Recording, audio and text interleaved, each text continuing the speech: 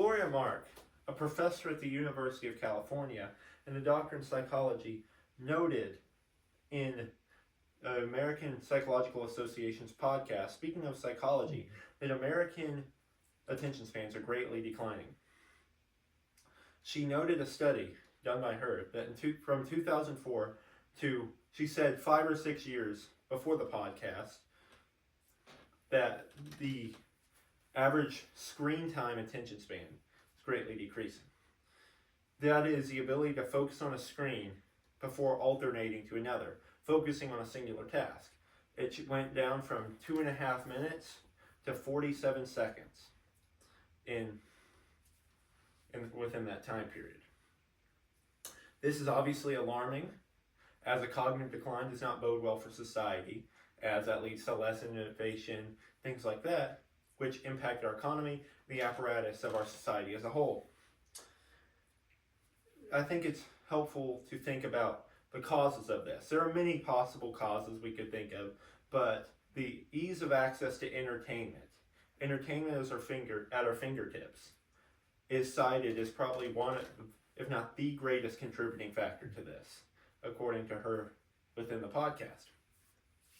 I've noticed this myself, especially when I participate in a trend called doom scrolling, which is to consume short form media content such as YouTube Shorts, Facebook Reels, things of that nature, and I've noticed my own inability to focus.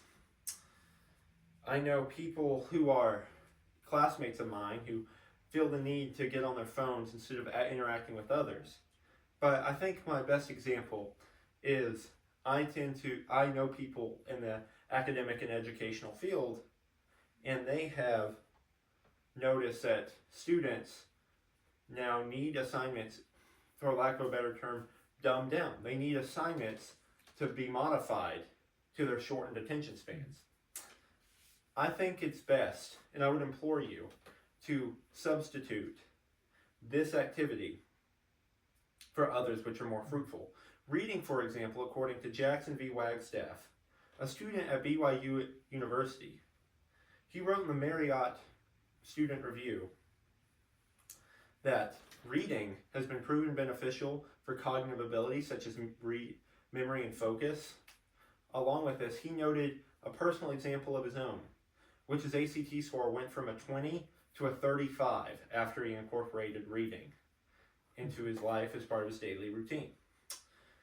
According to the Journal of Multidisciplinary Graduate Research, he noted that this was common. He cited this source to show this is not merely allegorical, but this is something which is common on a broader scale.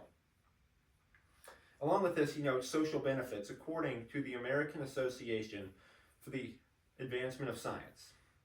In this, it shows that readers tend to be more empathetic. He cited a study where readers were given a test where they had to interpret certain situations as opposed to non-readers, and the readers tend to be more understanding of how someone else would feel. Along with this, there's other things which can possibly be done, such as exercise. Exercise, according to the CDC, can be beneficial even if done just 2.5 hours a week. This can be cognitive benefits such as memory and focus, along with the obvious physical benefits of exercising, getting faster, stronger, whatever your focus is. Along with this, it's been proven to increase sleep quality, which has cognitive benefits overall. I've noticed from my own personal experience that I feel better when I do exercise. While it's merely allegorical, it is one example of someone whose life has been improved through exercise. There's plenty of other examples too, though, so I don't want to have tunnel vision and only focusing on exercise or reading as these two activities which are possible. Another example are things like chess, jigsaw puzzles, just puzzles in general, things of that nature. Brain-solving puzzles, that is. Jigsaw puzzles are actually very effective and highly correlated with visuospatial thinking, which, while it's heavily correlated, it could also be, there could be causality when you think about the nature of jigsaw puzzles and then you think about the nature of that cognitive faculty. This was cited by Patrick Fizzler and his colleagues for the National Library of Medicine. Overall, I would like to implore you to think about the benefits and disadvantages of these activities, to consider the benefits and downsides, and then come to a conclusion. The benefits are increased cognition, possible physical benefits if exercising, possible emotional state uplifting, things of that nature, and then possible expense, especially if you read and you purchase books, possible time and energy, which are needed to adapt to a new hobby.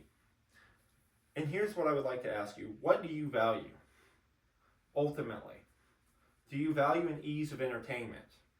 Do you value ease of entertainment at your fingertips? Just a quick dopamine fix? Or do you value the enrichment of your health, both mental and physical? I would encourage you to choose, but I implore you to choose wisely, because what you value could very well speak to how you value yourself.